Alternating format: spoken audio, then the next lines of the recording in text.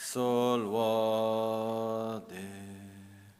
Om A Guru Vajradhara Sumati Munisha Sane Karma Uta Vardani Shri Bhadra Varsa Manya Sarva Siddhi Hum Om A Guru Vajradhara Sumati Munisha Sane Uta Vardani Shri Bhadra Varsa Manya Sarva Siddhi Hum Om Guru Vajradhara Sumati Munishasa Uta Vardanya Shri Bhadra Varsa Manya Sarva Siddhi Hum Om Guru Vajradhara Sumati Munishasa Karma Uta Vardanya Shri Bhadra Varsa Manya Sarva Siddhi Hum Om Guru Vajradhara Sumati Munisha Sane Karma Uta Vardanya Shri Bhadra Varsa Manya Sarva Siddhi Hum Om Guru Vajradhara Sumati Munisha Sane Karma Uta Vardanya Shri Bhadra Varsa Manya Sarva Siddhi Hum Om Guru Vajradhara Sumati Munisha Sane Karma Uta Vardanya Shri Bhadra Varsa Manya Sarva Siddhi Hum Om Guru Vajradhara Sumati Munisha Sane Uta Vardanya Shri Bhadra Varsa Manya Sarva Siddhi Hum Om Guru Vajradhara Sumati Munisha Sane Karma Uta Vardanya Shri Bhadra Varsa Manya Sarva Siddhi Hum Om Guru Vajradhara Sumati Munisha Sane Karma Uta Vardanya Shri Bhadra Varsa Manya Sarva Siddhi Hum Om Guru Vajradhara Sumati Munisha Sane Karma Uta Vardanya Shri Bhadra Varsa Manya Sarva Siddhi Hum Om Guru Vajradhara Sumati Munisha Sane Uta Vardanya Shri Bhadra Varsa Manya Sarva Siddhi Hum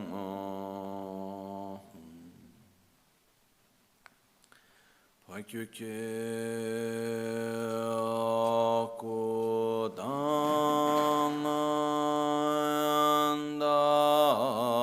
Kodandaki Lo Pakyuke Sundandaki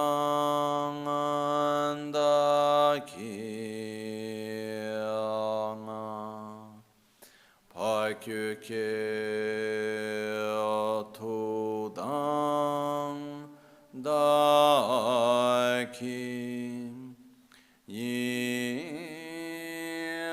Teyerme Chiktu Chingiolo Pakyuke Kudan Dagilum Pakyuke Sundan Daginga Pakyuke Tud Dagi Töyerme Chiktu Chingilo Makyuke Kudan Tagilo Makyuke Sundan Daginga Makyuke Tudan Dagi Töyerme Chiktu Chinkiolo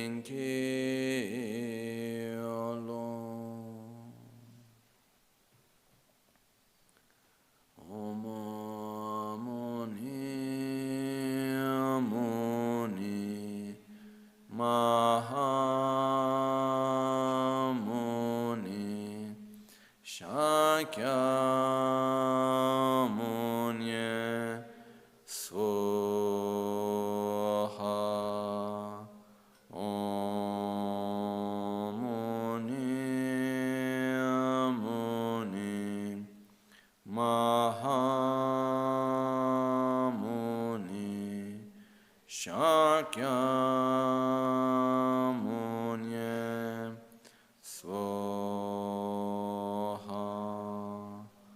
Om Muni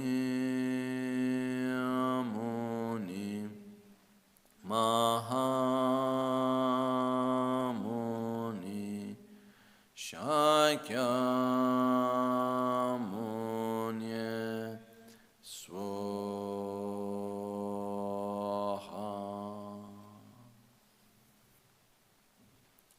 Sashipeki Chushimeto Chamare Rabalingashi Nidegempadi Sangye Shintu Mikte Ulwarki Drokuna Namda Shingla Chöpar Shoyedam Guru Ratna Mindrala Kam Niryatayami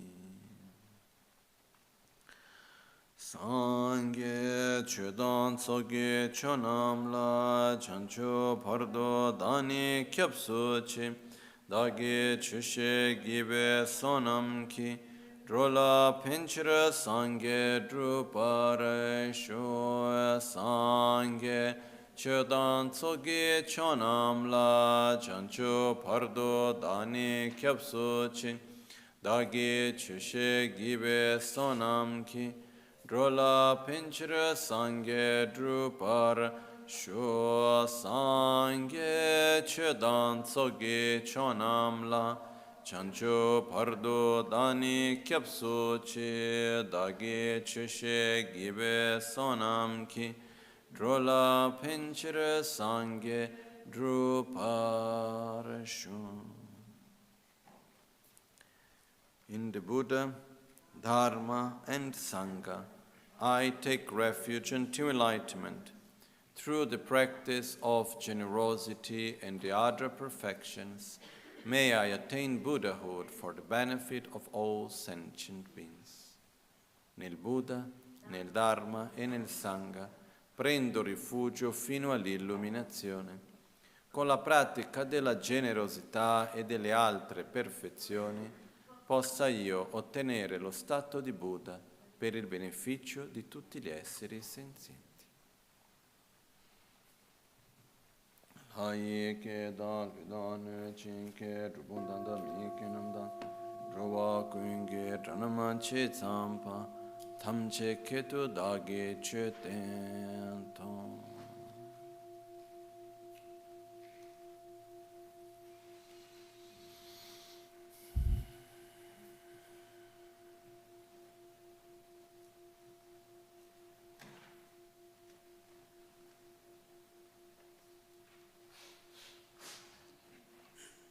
Buongiorno, good morning. Ok, oggi continueremo con gli insegnamenti in lingua inglese. Ok, so the teachings will be in English. Ok.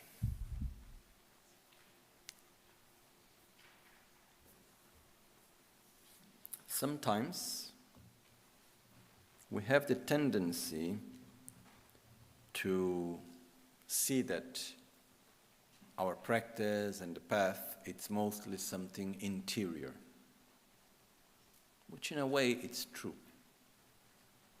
In a way, when we do our meditation or anything that we do regarding our spiritual practice, the most important part is how we experience it from within.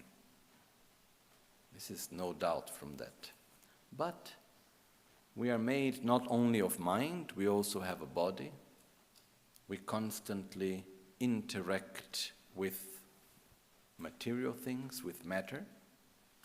And actually the interaction with matter has a very powerful influence in our mind also. Okay? So, it's very important for us to use all the tools we have in our favor. And one of the tools that we do have is the relation that we have with matter. Okay?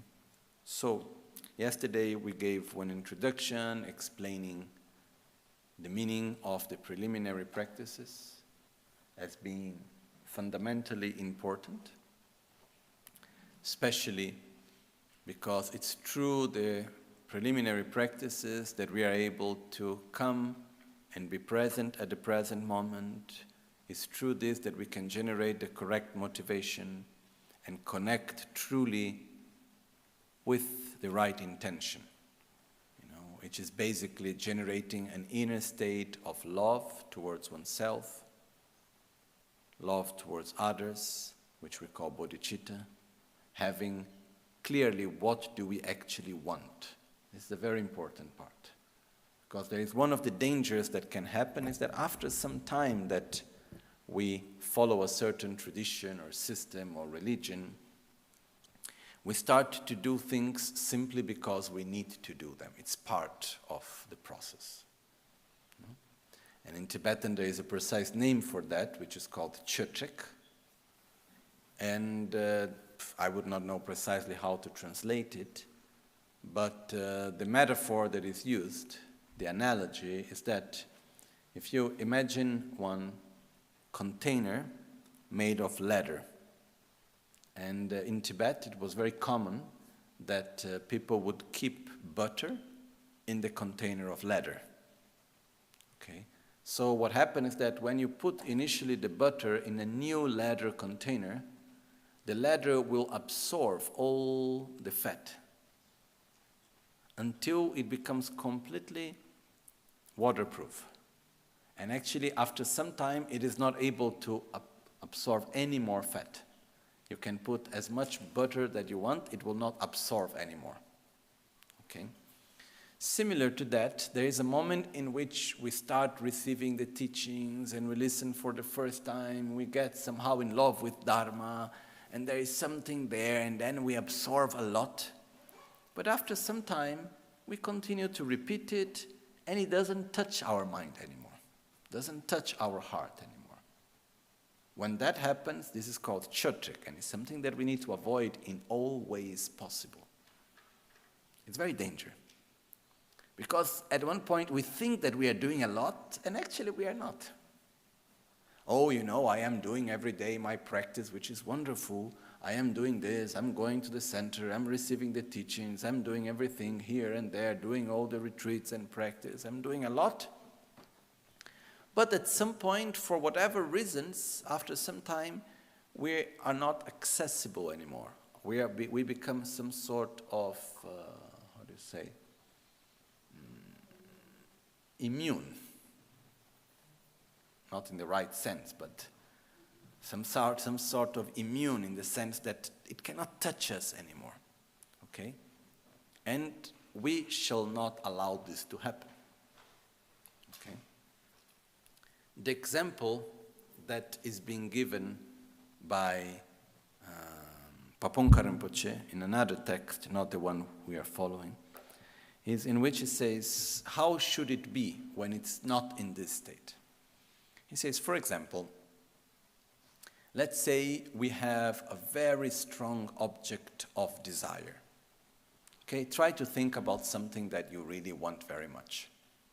Okay, it can be a person, it can be a place, it can be a food, it can be anything, material, non-material.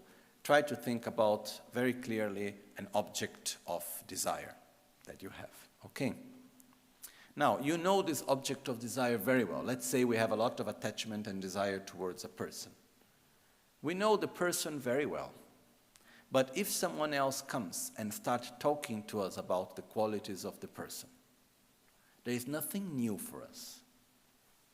But the more we listen the qualities of our object of desire, what happens to our desire? It gets stronger, or it remains neutral? It gets stronger.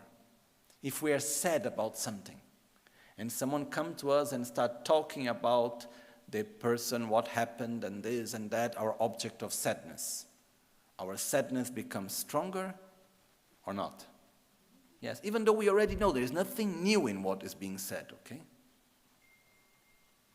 Similar to that, when we talk about, for example, refuge, when we remind ourselves of taking refuge, the inner feeling of taking refuge should get stronger. When we say, may all beings have happiness and its causes, the love towards others should get stronger. When we say, in Buddha, Dharma, and Sangha, I take refuge into enlightenment, through the practice of generosity and the other perfections, may I attain Buddhahood for the benefit of all sentient beings. This strong desire to become a Buddha in order to help others should become stronger. And not just something automatic. No? It is so common, sadly, that this can happen, that even in Tibetan, I don't know if it's in all the Tibetan contexts, but in the monastic context, like where I was in Seda monastery, but also in other monasteries also, there was a way of saying that has been developed like in some sort of slang. That if you want to say something that is done in an automatic way, without really thinking about it, where you just do because you do and you really don't think about. So for example, let's say someone is cooking, and then the person really doesn't think well and just do somehow automatically and doesn't cook well. Or any other thing, you go to clean a place and you don't clean the place well because you don't put your mind into it, okay? When something is not done well with attention, it is said, lega di drola pencher shivu chesha. This job, it was done drola pencher. When something is done drola pencher means it's not well done, it's not thoughtfully done, it's not done with awareness. Drola pencher means for the benefit of all sentient beings. Oh, this job was not well done, you say this job was done for the benefit of all sentient beings. It means the job was not done with full awareness and so on. Why? Because it's the last part of the prayer that we do when we take refuge. Drola pencher sangye druparsho. May I reach enlightenment for the benefit of all sentient beings. So it's a sort of sarcastic remark saying that we get so used to it that we are all the time saying for the benefit of all sentient beings, for the benefit of all sentient beings, and truly we don't care about others. This is exactly what we should not allow to happen. Okay? So, as we go along our path, there is this danger. So we need again and again to reconnect with the meaning. We need again and again to regenerate the motivation. And this is again why preliminary practices are so important. Okay? Because otherwise there is a moment in which the important thing is not to become a Buddha, the important thing is just to be Buddhist. And then it's better not to be Buddhist. Sorry to put in this way. In the sense that we get lost with our own path. It's like if we want to go to a place and we need to travel, and it's far and it's difficult, and we want so much to go there, so that we go to look for a good car, a good vehicle to go to where we want to go. So we put a lot of effort to get to this vehicle and to find it, and finally there we are with the best car, with all the conditions, ready to go. But then we like the car so much, at one point we get lost with the car. And the important thing is not going anymore where we want to go, it's just being in the car. And one moment we are completely attached to the car and we don't care anymore where we go. We just think that we need to take care of the car and drive it correctly and clean the car and be in the car. And we are so proud that we are in such a car that we forget why we are in such a car. This can happen. In the beginning, we may have this feeling, I want to get out of suffering and to reach the state of peace, of nirvana, and I want to help others and so on. It's so important. But at one point, we get into the vehicle of Mahayana, Vajrayana, And we are just lost because I am a practitioner of this, and I have this method, and I need to visualize here, and I need to do there. And we are lost within the method, and we forget where we are going. And I am in the Dharma center, and I am doing my karma yoga, and I am near my guru, and in this and that, blah, blah, blah, blah. But why? Where do I want to go? That's a fundamentally important question that we need always to ask ourselves and to find a good answer. We should not get lost within the path, within the vehicle. I don't know if it's clear. Okay? So once again, this is why preliminaries are so important. It's a way that we need always to remind ourselves, what do I want? Where am I going? Why am I here? We need to remind ourselves again and again. And this is something that it's truly, truly fundamental. Okay? So, in the preliminaries, in order to be able to do this well, there are some preparations that we need to do first. And one of the main aspects is that normally we are so busy with our daily activities. We have problems to solve. We have objects of desire to gain. We have our own emotions to deal with. We have the practical things of daily life to do. Or not? Okay? It's summer, I want to go to the lake, I like to do this, I like to do that, oh, but I need to do this. We have objects of desire, objects of aversion, things we want to avoid, whatever. And we are busy. So before we are able truly to answer the question, what do I want on a deeper level? And we are able to recognize the so-called all-pervasive suffering as suffering. We are going to talk about this the next days, but to understand and to really have this wish, I want to reach the state of nirvana, I want to get out of samsara.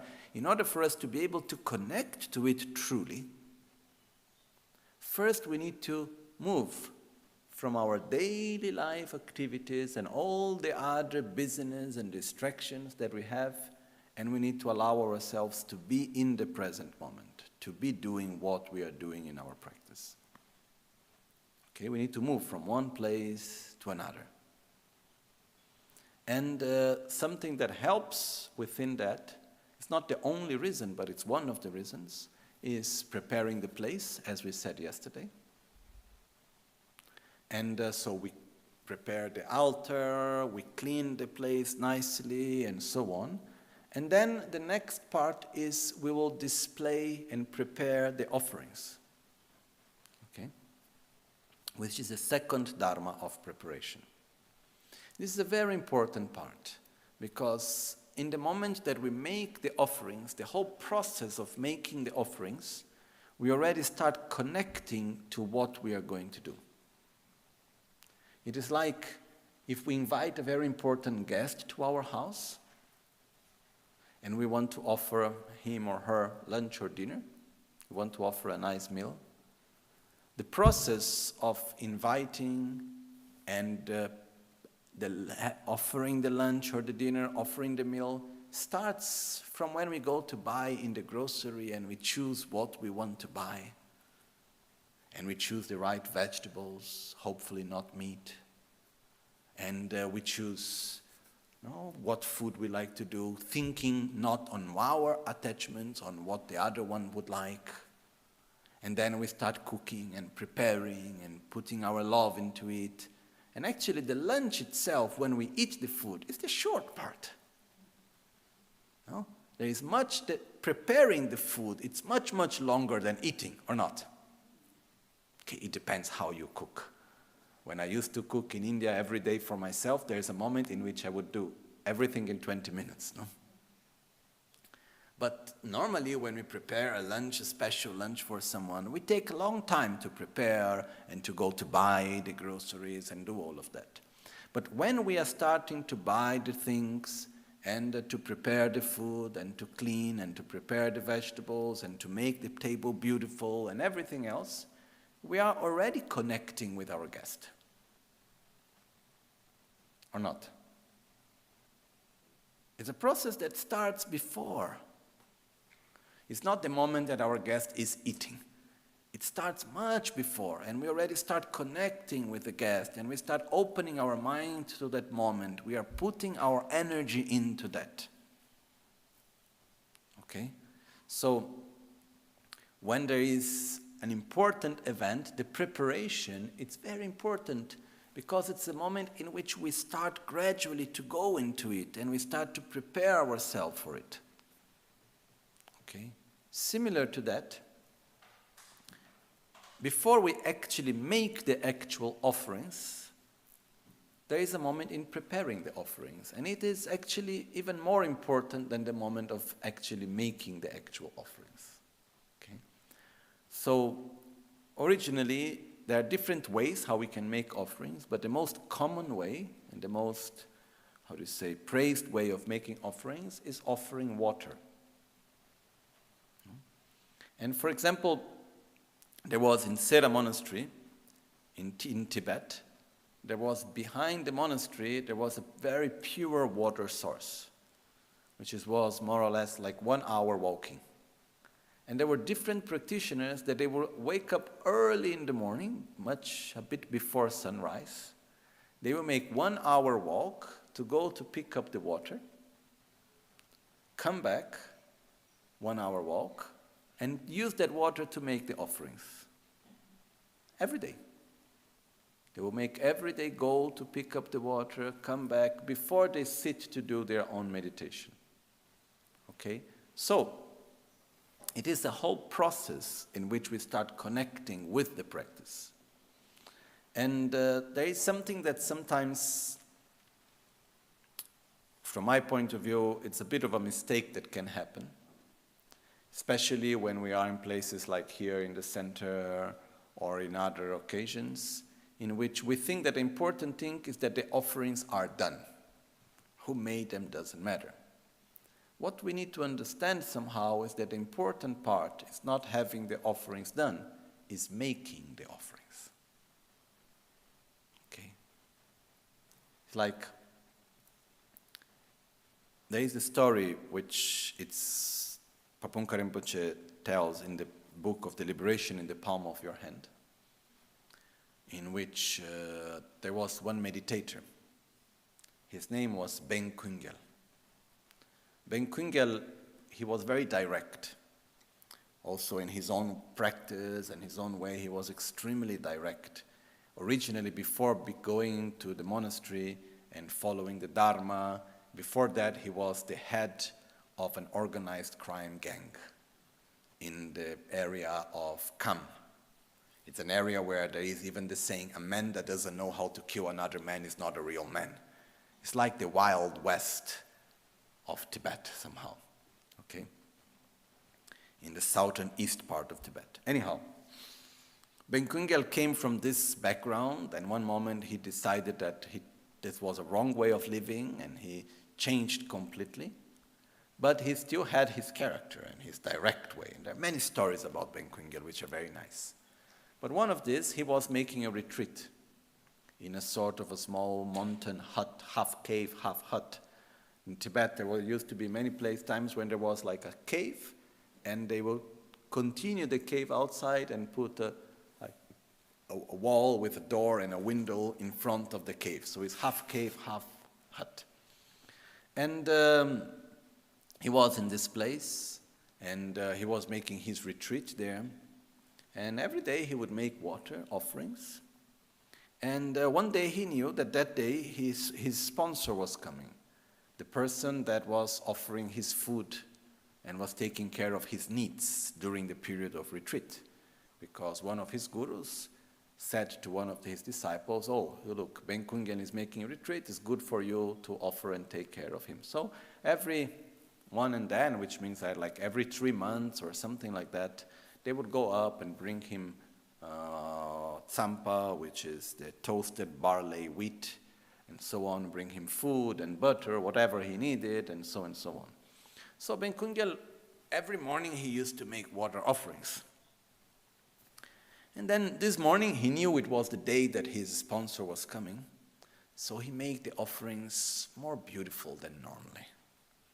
He was making them with more care and attention, because now someone important was coming that day, and his sponsor is coming, and he should be somehow, it would be nice if the sponsor sees that he's doing things beautifully and nicely, and that he's a good practitioner, and so on. So he finished to prepare all the beautiful offerings in the altar, and he was ready to give the most best welcoming to his sponsor, and so on. And then he sat in his meditation place, he looked at the altar with the offerings, and then he understood that the offerings were not made to the Buddhas. The offerings were made to his own ego. He was actually wanting to reinforce that he was important and he was a good practitioner and so on. And he didn't make the offerings as a true way of offering something to the Buddhas and the Gurus and so on. He was making an offering in order, somehow, for his own ego, with a mundane motivation behind. So when he understood this, he was sitting, he went down, and he was in a cave, so the floor was made of earth. So he took a lot of dust and earth with his hand, and he threw in all the offerings, making everything dirty. And he sat down in silence, in meditation. The sponsor came. He was quite rude to the sponsor. He was not kind to him. He was just like, okay, yes, like very neutral somehow. He was not being, oh, how nice you are here, please come. He was not doing any of this ego-friendly way, And he was there. So when the sponsor came back, he was quite upset. And he went to his guru. I forgot the name, but a very important, very famous Lama at the time. And he went there and he said, sorry, you asked me to sponsor this monk and to do there, but something is really not okay, I went there, and, I found him sitting, very closed, not even almost looking much to me, not talking so much. And, the whole place was dirty. There was a lot of dust and earth, throwing all the offerings in front there, and like this.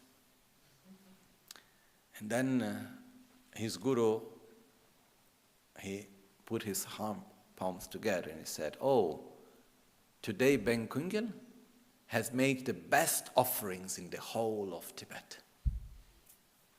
He did the best offerings in the whole of Tibet. No one did such good offerings today. I rejoice on his merits. Then the sponsor was, but what is this, Then he said, he made an offering of going against his own selfishness. That's the best offering. So my point is that when we make offerings, it's not that the so-called the holy beings or the Buddhas or to whom we make the offering, they need the offerings. And it's a matter that when we do the practice, the offerings must be there, otherwise they're going to get upset or something like that. It's not that really.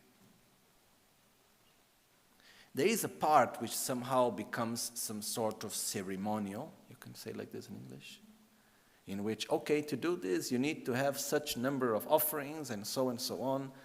But actually making offerings is an inner process, and it's part of our practice. Atisha Dipankara, the great master from the 11th century who brought Buddhism to Tibet at that time, was one of the most important masters of the history of Buddhism. And it's said that one day he was making offerings, as I told yesterday, he was making offerings in front of his altar, water offerings. And as he was making the offerings in the morning, his legs were shaking because he was sick and old and weak. So his attendant and disciple came and said, oh, master, please sit down. We make the offerings for you. And then Atisha looked back and said, do you also want to eat for me? No, it's my need to make the offerings. Okay? So, it is important for us to understand that when we make offerings, it's not something that we are doing for the Buddhas and they need it. So sometimes there is like, oh, today I have a very important prayer, something I need, I make more offerings. You know, sort of business way, I give you more, you get me more, you know. More offerings, more blessings. No, it has nothing to do with that. It has to do with our own process of materializing our faith, our gratitude, our respect. It's like, for example, when we get a gift for someone that we love, and we really care so much for that person, and we are going to get a material gift. Do we buy whatever we get, or we try to get the best that we can? Normally we try to get the best. And what happens if we need to go to someone's birthday because it's a formality and we need just to give something? Most probably we'll try to recycle something we have at home or just get something, whatever, it's just a formality. There is a difference or not? So normally we do materialize in material things our faith, our love, our gratitude. It is a way of materializing it. This always reminds me, one time I was in India and there were two friends, Pempa Tsering and his wife, Luija. And she was like half joking, half complaining, saying to him, oh, you never make me presents, you know. And then he was saying to her, but I already gave you my body, speech and mind. What do you want more than that? And then I was saying, okay, maybe you can give one ring with 3 diamonds, one representing the body, one the speech, one the mind, you know. But the fact is that when we materialize something in matter, it reinforces our mind, our emotions, our feelings. So if I may give a gift to someone, I am reinforcing for myself the importance that that person has to me. Or not? Okay? So matter has some very powerful effect in some ways. So when we make offerings, is a way in which we are materializing and we are cultivating some emotions, some states of mind that we want to develop, such as gratitude, respect, faith, which are very important for us. So making offerings is first of all good for us and necessary for us, not for the other. So when we make an offering, in my life I did many times offerings in many different forms. It's never a matter of something that the other need. When we talk about offerings. When we talk about generosity, it's different. When we talk about an act of generosity, we look what the other needs in order to avoid suffering or to gain happiness. And we adapt ourselves to the needs of the other, and we share what we have in order to fulfill that need. This is an act of generosity. When we make an offering, it's where it's not a matter of need, it's a matter of sharing something that we have as a way of manifesting and cultivating our faith, our respect, our gratitude. It's a way of materializing that. Okay? And one of the most important qualities that we need in our path is gratitude. It's fundamentally important for us. Okay? So,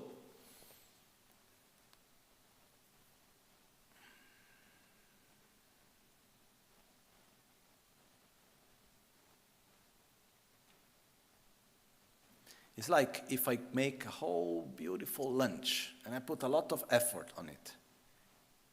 The importance, why am I making such beautiful lunch? Not because my guests need to eat, but because for me it's important to materialize my gratitude, my love, my respect. Then if my guest comes and doesn't eat, that's not a problem.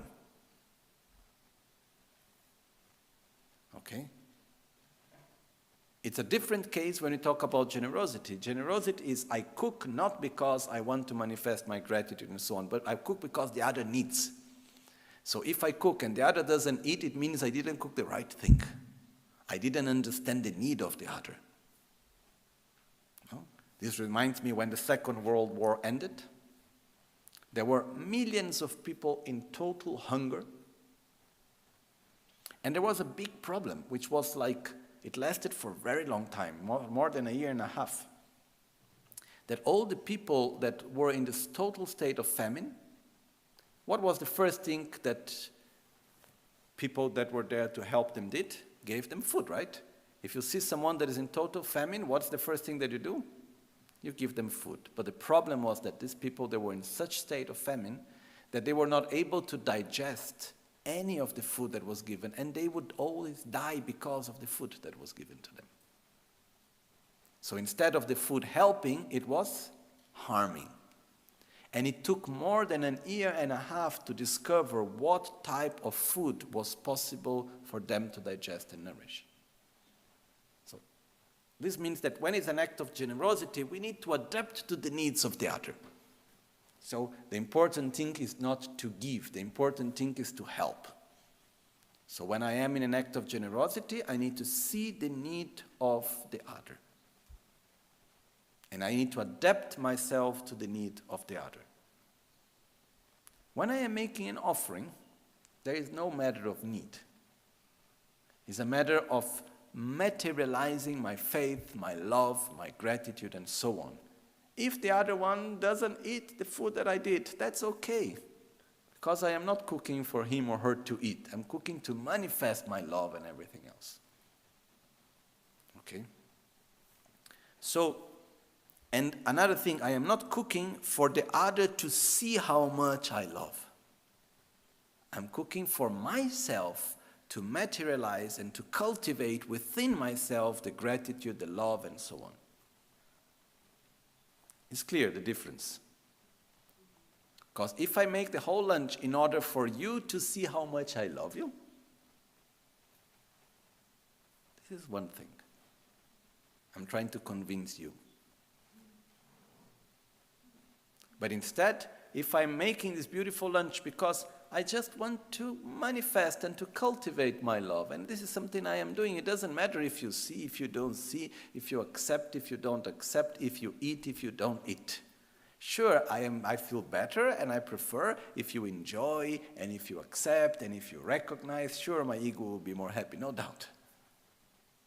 But that's not the reason why I make the offerings, why I prepare the lunch. Okay? So when we make offerings, one, we start connecting with the practice. It's the last part of this bridge in which we connect from our daily activities and we start physically doing something that will bring us to the moment of our practice. On the other side, we are putting energy physically to cultivate our love, gratitude, respect, and so on. Not only for Guru Buddha, but also for our own spiritual practice.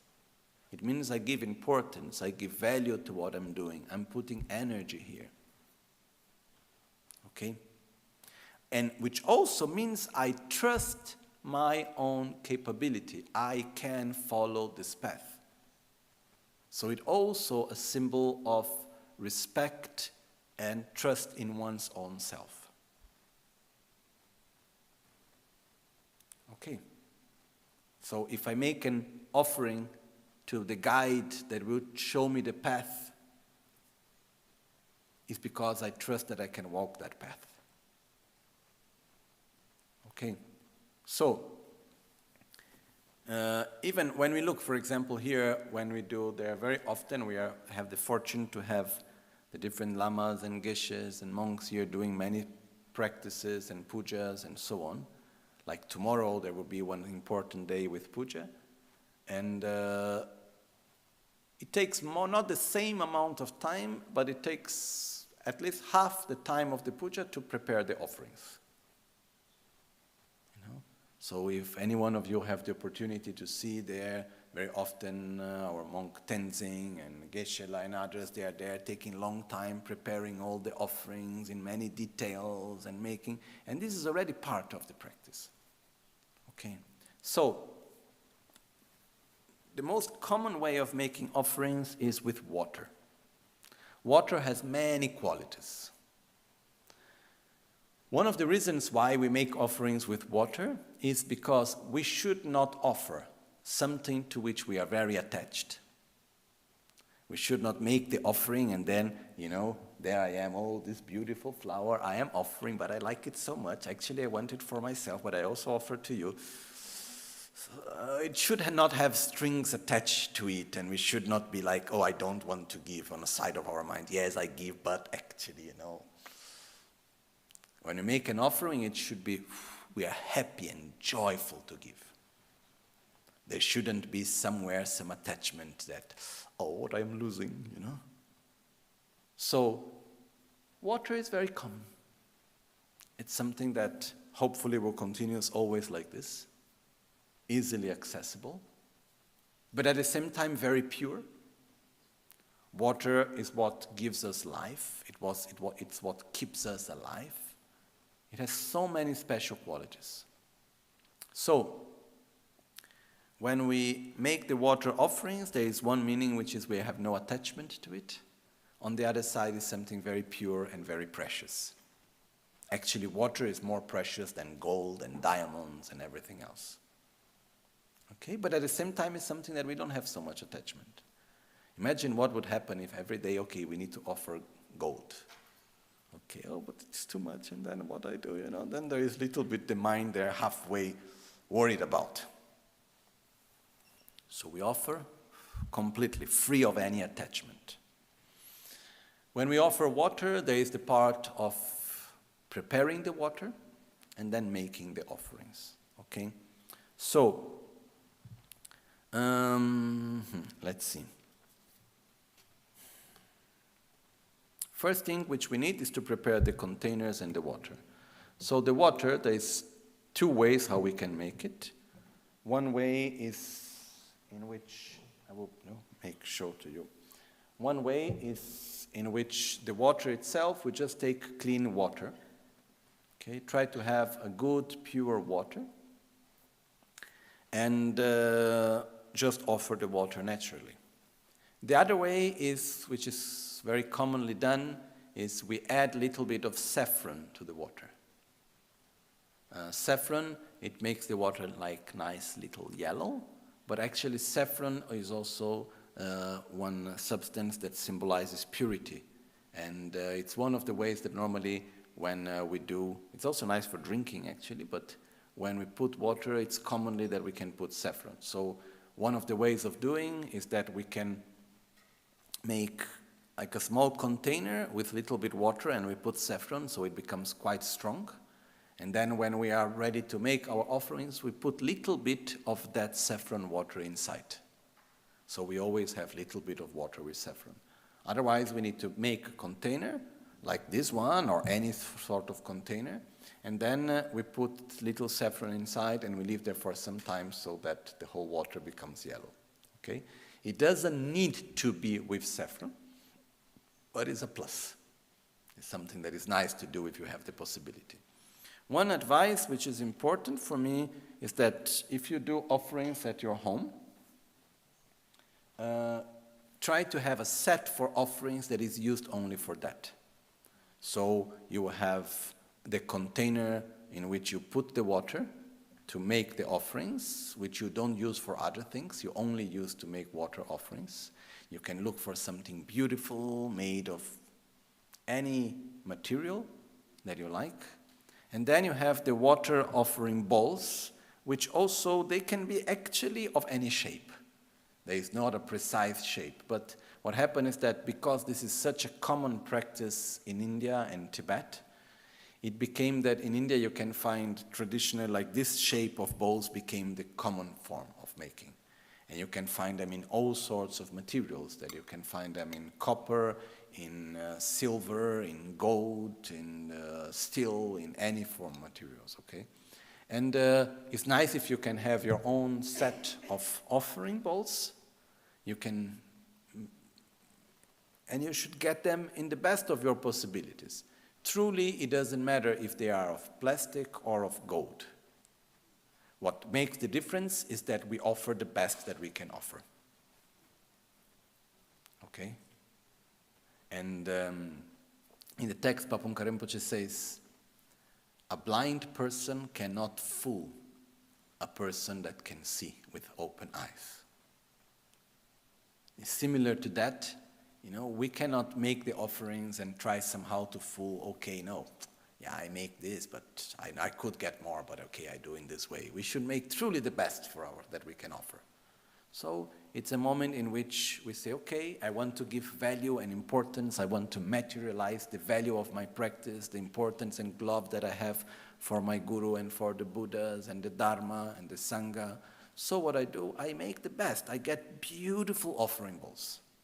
So we will see commonly in many monasteries around and in many houses of people that have a very, very simple life. Really not rich at all. I don't want to say poor people because they have their dignity, but they don't have any material richness at all. And then you go and you see in front of the altar the silver offering bowls, which they put money aside for quite some time and they buy these offering bowls because they want to offer the best which is in their abilities. Okay? So again, it's not that you accumulate more merit if you make the offering bowls in silver and less merit if you make them in plastic. It's a matter of what is the best of one's own capacity. We offer the best that we can do. Okay? So we have the offering bowls. And normally we have 7 because this follows an ancient tradition in India.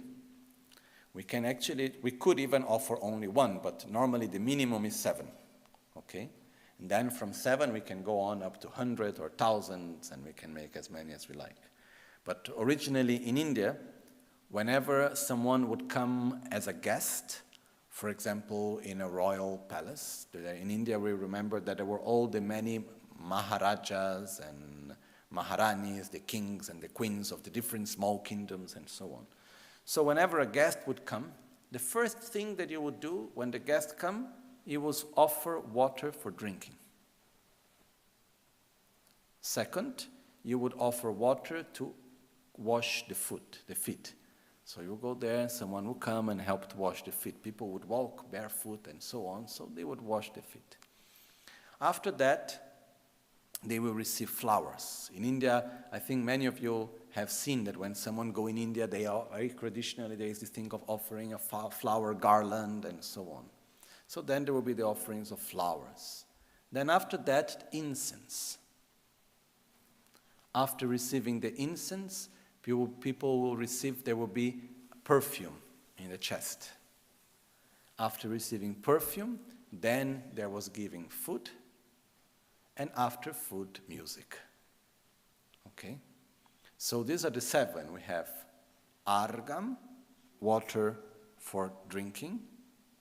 That we also have the gestures, which represent this, but this we will explain again later when we have the part of making the offerings. Now it's preparing the offerings, but normally we have argam, which is water for drinking, padyam, water to wash the feet, pushpe, flower, dube, incense, aloke, which I jumped before, which is light. We offer candles as light, aloke, gende, perfume, nevidye, food, and shapta, music. It's 8 in total, but we put 7 offering bowls because the music is played with the instrument when we make the offerings. Okay? So normally, that's why there is the dorje and the bell, or a small or big singing bowl, or we can even put in the altar like a small conch representing sound, or one's, how do you call it, the cymbals, chimbali, these 2 small ting, ting. And then we can have different objects that we put representing the music also. So as we make the water offering, there are some small practical aspects how to do it. The important thing is that we offer the best in the best way that we can. So we don't make the offerings as something that, a sort of, doesn't come the word, but just something that we need to do because routine or something that we just need to do. We make the offerings in the best ways of our capacities, and we imagine that we are really making respectfully. So the way how it's described, no, as it says,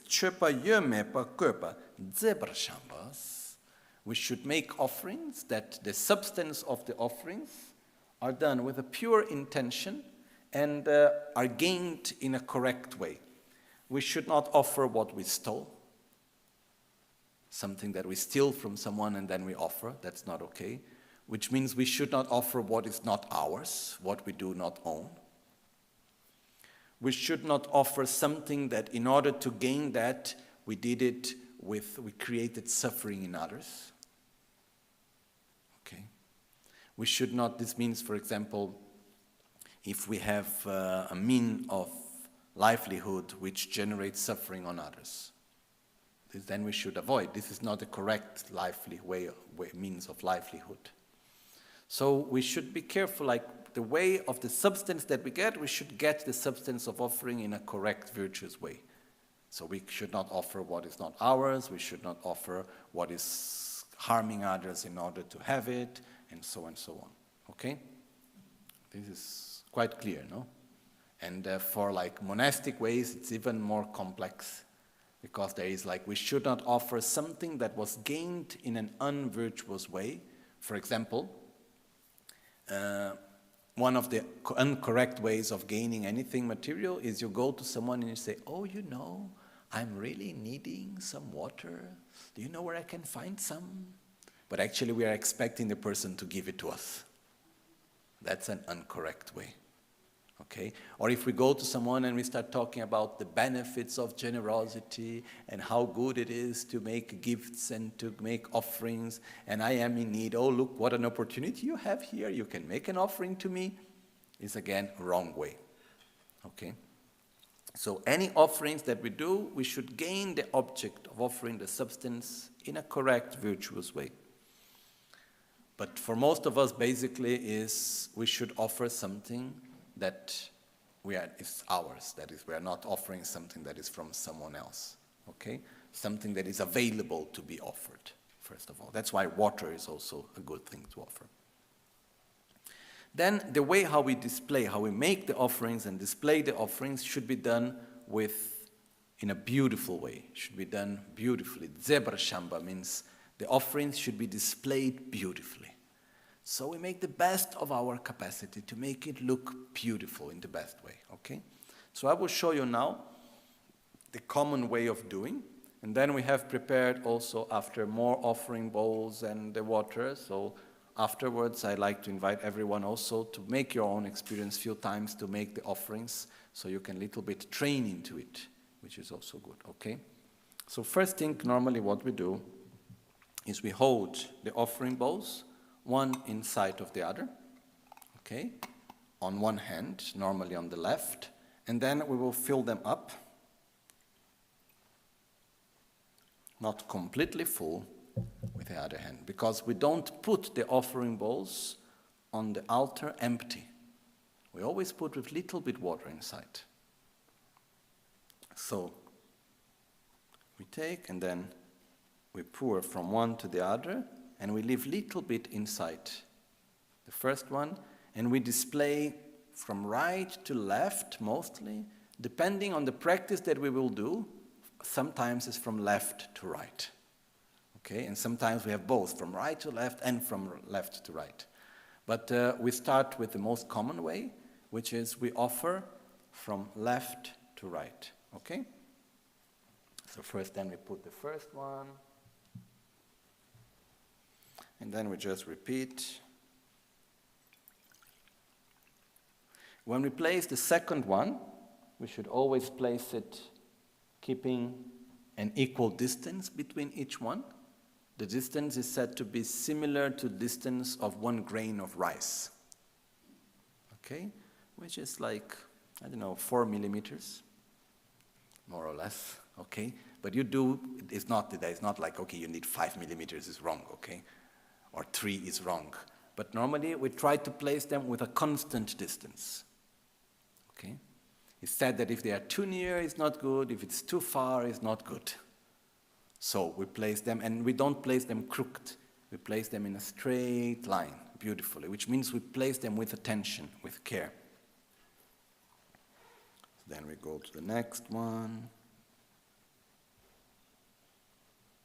As we do the offerings, we can recite very simply Om Ahum, okay? Or we can make the mantra of the clouds of offerings of Samantabhadra, which is Om Namo Bhagavate Benza Sarva Pramadane Tathagataya Arahate Samya Sambuddhaya Tayata Om Benze Benze Maha Tetsa Benze Maha Vidya Benze Maha Bodhicitta Benze Maha Bodhi Mandupa Sankramana Benze Sarva Karma Avarana Vishodhana Benze Svoha. So once we have placed the offering bowls, then the next step is filling them. According to Asian tradition, when you offer something to someone, it is not respectful to do only with one hand. So if I give something to you, if I do like this, it's really unrespectful. So according to Asian tradition, you always give with 2 hands. So or you give like this, or you accompany one hand with the other in this way. I don't know if you've ever seen someone from Asia, when giving something, they go with both hands. That's a sign of respect, okay? So traditionally, when we make the offerings, we don't simply do like this. We put and we hold with both hands. Or we hold it with both hands, or we accompany one hand with the other, okay? And then when putting the water, there are different explanations. For example, we can try, it's not so easy sometimes, but we should start with a small flow of water, then the flow of water gets bigger, and it ends with a smaller flow of water. And we should try to put the water in the corner of the pot so it doesn't make the blue, blue, blue sound. And it says like we should pour the water as in the same manner, in the same way like people would pour water when making offerings to a king, originally in India, which is like the most respectful way how we can make it, okay? So as we go on, we will just go slowly, slowly.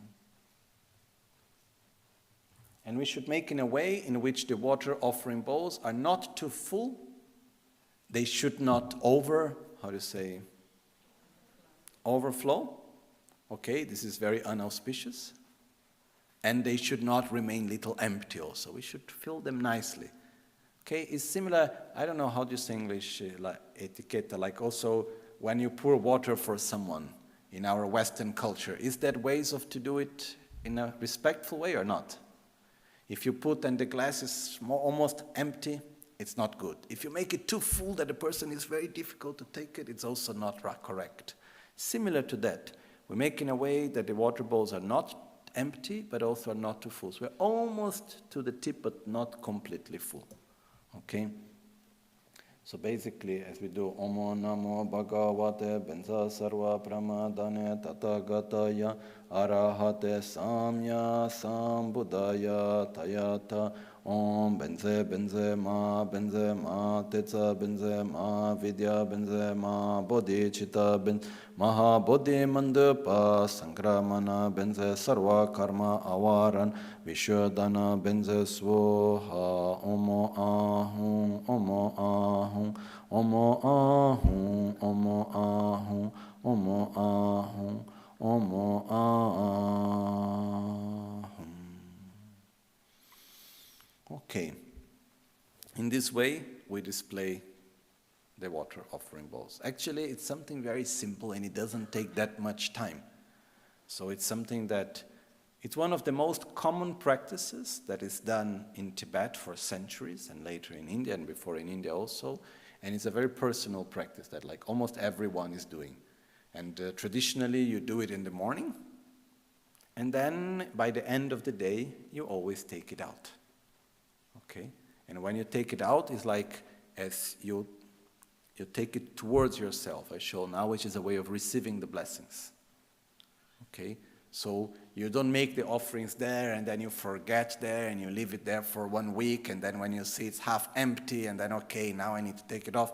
You try to do it possibly every day as a constant practice, independently of the fact if you will sit to meditate or not. If you will do the preliminary practices, it's even much better to make the actual offerings. No? And there are many stories of practitioners that they would meditate a lot and they were not being able to gain realizations. There is one story in particular.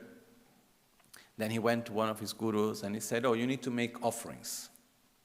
Because he was thinking, okay, I just need to meditate, this is just some sort of ceremony to put the offerings. And instead, it was by the practice of making offerings that gradually he was able to move the energy within and not only remain something conceptual. Okay? There is even, for example, the retreat of making the 7 bowls water offering 100,000 times. We make 100,000 offering bowls. So you make, and then you take it out, and then you make again, and then you take it out, and then you make again. It's a constant practice. Okay? And I think it's very nice, everyone, to make some familiarization with the practice of making offerings. Here in Albagnano, even these days when you're here, there's the possibility to make the water offerings here in the altar, in the front of the stupa, in different places. It's a very good practice to do at any moment, especially early in the morning. Okay? So in this way. So once we have finished it, one other thing also is that when we make the offerings, the basic, simple way, but very efficient and wonderful, is we just use water. If we want to make it something a little bit more, then what we can do is we make the first tool with water. Then the third one is flowers. So what we can do is also we can take a small piece of flower that fits inside the bowl, for example. Okay? And then we just place it inside the third one, because here we are offering flower. Okay, so we have Argam, Padyan, Pube, Dube, which is the moment of incense, or we can just have water, or we have a offering bowl in which we fill up like with rice or with sand or something to hold it, normally it's rice, and we put 2 incense of the same height, one on the side of the other. This symbolizes method and wisdom that have the same level of importance. So we don't burn this incense, we just place them in the offerings, and then when we have finished, we burn the incense separately and we offer the incense. So we can have also the incense that we place there, or we only do with water. Then the 5th one, which is the candle, we can have an actual candle. Or I prefer the ones with real fire, but sometimes it's better to have just an electric one. Okay, but we offer light.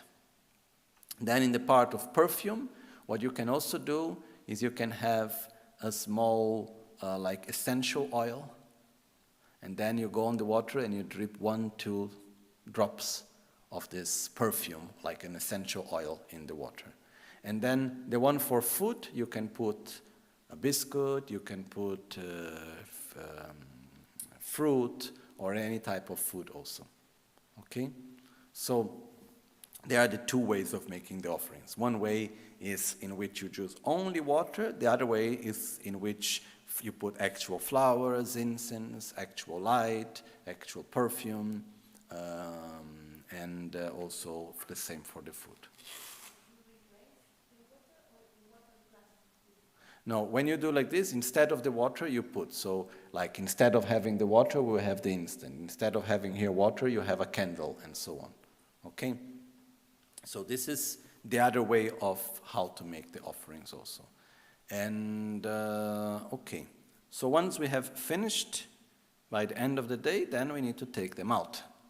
Or when we finish the practice, or by the end of the day. For example, if you go to work, it's nice that you do it when you start the day. You first make the offerings, then you start the actual day.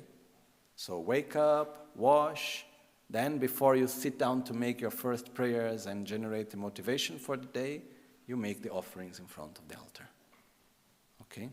Then, in the end of the day, when you come back from the work, then, before making many other activities, you go there to the altar and then take the water out. Okay? So when we take out, normally we start from the opposite direction and we hold the container and then we do towards us, like as if we are receiving the blessings back. Okay? And we empty it. And when we empty, we don't put it back upwards empty. So we put it facing downwards. Okay?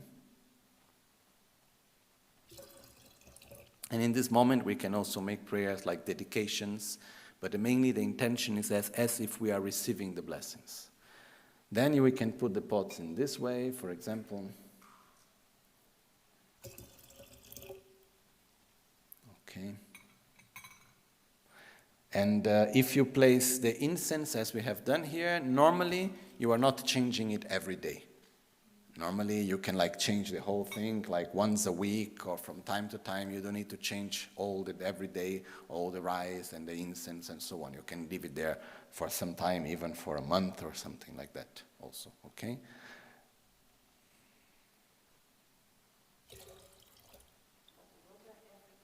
The water every day, possibly every day, yes. Actually, the fact of filling up the water a little bit every day is something I only see in the recent years. It's something from our lazy modern time. It's true. Okay? But it's too much job, there are too many offerings. Okay. You get what you do,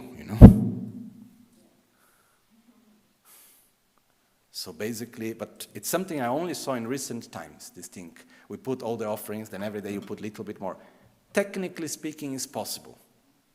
But especially if we have 7 offering bowls. Okay? Another thing is we have 150, 200 offering bowls, 1,000, and we are alone and there is difficulty. Okay, then there is the possibility just to put a little bit of water extra every day on top of it, yes. But this is a little bit in let's say, extreme situation where we don't have the possibilities to do otherwise. Okay? But we should ideally do it. Then normally what we do is we also have a piece of cloth that is only for water offerings. So when you have finished it, then we go to clean the bowls. Okay? Because also when we eat and drink, do we wash the things that we eat and drink? So in the same way, the offering bowls, we clean them. And it's a very beautiful practice, actually. I saw so many times people doing it. Someone can get for me there. There is one cloth there in the altar, which is exactly for that function, I think. Here in the Rinpoche's throne. Yes. And it's something that it's very common to see, in the monasteries, and not only that by the end of the day, people take away, and then there is time in which they somehow relax, and they take all the water bowls together, and then it's a moment in which you take one by one, and then there's a way of cleaning and drying them. Okay? And it's interesting because somehow we have reached this idea of everything need to be productive, and we need to do things that have a function, okay? And actually here we take some time just to connect with the sacred, to connect with our practice, with something material, okay? And we take our time to make the offerings in the morning, to take it out in the afternoon or in the evening, to clean well each one of the pots in the best way that we can, okay? And it's also when we do this in the end of the day, it's a moment in which we can also review how our day went. So as we clean the pots, we are reviewing what happened during the day, how the day was, and we can take that time also to say, okay, what do I want to change for tomorrow? And as we are cleaning, we are somehow making this process of redirecting ourselves. Okay, then we rejoice about the good things, we redirect what didn't go well, and we use this time also in this way. Okay, so instead of being there watching television or who knows what, which is also okay, but just take the time, you know, it takes like, as I am doing now, 5 minutes, not even, okay? But you can give more time to yourself also to do it nicely, okay? So, and then the water that you used after making the offering, normally the main use that is given to this water is for plants. We could also use it for cooking and drinking, but there is one reason why normally it's not so much used for one's own use. Because here there is a double reason. On one side, it's a blessed water. So the water that we put in the offerings, they are in the altar, they are like blessed waters. So, but on the other side, this is something that was given to the three jewels, to Buddha, Dharma, and Sangha. So in a way, when we use it, it's somehow we are using something that is not ours. Okay, so it is for that reason, normally, because also not to create the dynamic that you offer something just as a formality, but after you want to use it for yourself. So it's not a real offering, it's just you are lending it for some time there. No? Somehow you're not really offering, you're asking to bless it, which is also okay. You can put in the altar some food for blessing the food and after using it. That's okay. But it's different than when you really want to make something truly to offer. It's finally, by the end of the day, it's mainly a matter of the inner attitude with which we do it. If we do it with a full attitude of offering, and then after we see it as a blessing, and we take it, and we drink it, and we use it for cooking as receiving the blessings, that's okay. But if this attitude starts to generate that dynamic in which I make the offering, but actually I'm not truly offering, it's something that I want for myself, and I just put there momentarily, then that's not okay. Okay? But on the same time, so the water that we use, if we are really able to see it as a blessing, we can take it for cooking and drinking and so on. Or we put it on the plants. And even if we are in a place where we have no plants to put, no possibility even to drink or cook, even if we put on the drain, then we imagine that all the different microorganisms that are together in the sewage and this water is going to everywhere, blessing and being of benefit for all the beings that it gets in contact with. Okay? But we try to dispose the water in a meaningful way also. Okay? And actually when we dispose the water, it's also a way of sharing this with all the beings that it goes in contact with. Okay? So in this way, we make the water offering. And when we finish putting the water offering, if we have a candle, then we take one stick of incense, we light it on the candle, and then we place in the incense holder the incense. If we don't have a candle, we can always burn one incense and put it around and place the incense also. Okay? This practice is something that we need to do, and we need to have our own experience. But it's something that I believe that especially nowadays that we are so busy with so many things, giving this time, giving this space, and creating the constancy, it's something very special and very beautiful for all of us. Okay? So with this, we have basically the way of how making the offerings. There was one part here in which I wanted to see. And also take the advantage when you come here to look when Tenzing and Geshe-la, the monks, they prepare the offerings, how nicely they do. Okay? And we can learn from that also. So if you look, the offerings around with the flowers put together with the incense, this is because when we make the offerings, in the order, we have water for drinking, water for washing the foot, flour, and then incense. So in this way, in this pot, we have both flour and incense at the same time. Because this is, we call metot sampaka, which is like a form of dry flour. And then there is the incense in the center. Okay? And then the rice is also symbolizing flowers. So in this way, we have in one pot, we have both flour and incense. Okay? But there are different ways. And again, put the two incenses at the same height, symbolizing method and wisdom. Love, compassion, and wisdom. Okay? That both have the same level of importance. Also represents male and female energy. That needs to be equal and balanced. It's a positive interdependence to develop these qualities. Okay? So we prepare the offerings in the best way of our abilities. Yes? Yeah, in these offerings, the incense are put like one connecting with the other, which is a way of making them in a beautiful way. Both of them is fine. But this you only do this way when you have one pot with incense after the other. Then you connect one with the other. It's also showing interdependence. Okay? But normally when we have only one pot with incense, then you put two sticks at the same height. Okay?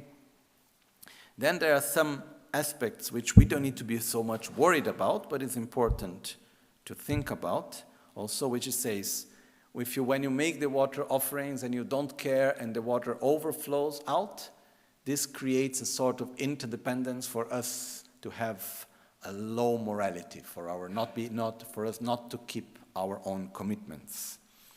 If you make the water offerings and you don't fill it enough, you leave half empty, then this creates an interdependence for us to be poor and not have the necessary resources in our own life. If you don't make them a nice straight line, it's like a negative interdependence that our path will not be straight. We'll have our path will be with troubled and with difficulties and so on. So it is very important to make it carefully. It's like we create a positive interdependence. On the other side, if we make it straight, we are creating a positive interdependence of having a straight path. When we make it full in the right way, we are creating the positive interdependence of having the necessary resources on our path for our material needs also. Okay? We don't need to be afraid, if I make it wrong, what happened to me? Don't need to be afraid with that. We need to do it with the best of our intentions, with the best of our attention, really making it the best of our capacity. Okay? So this is simply the part in which we display the offerings. Okay? So, is there any doubt regarding this part? I think it's quite clear. No? You see?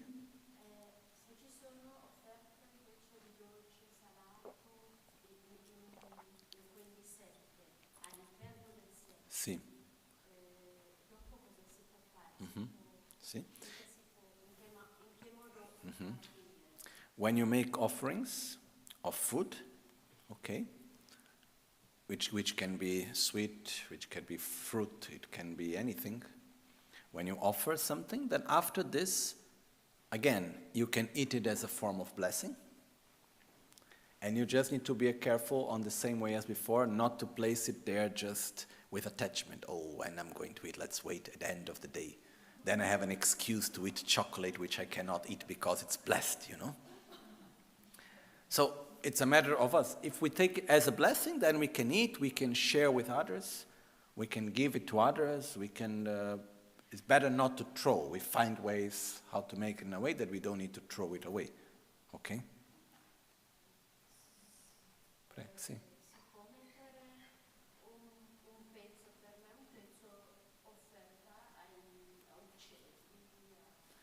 Quello, when you take it back, you can give to animals and you can share in any way. Yes.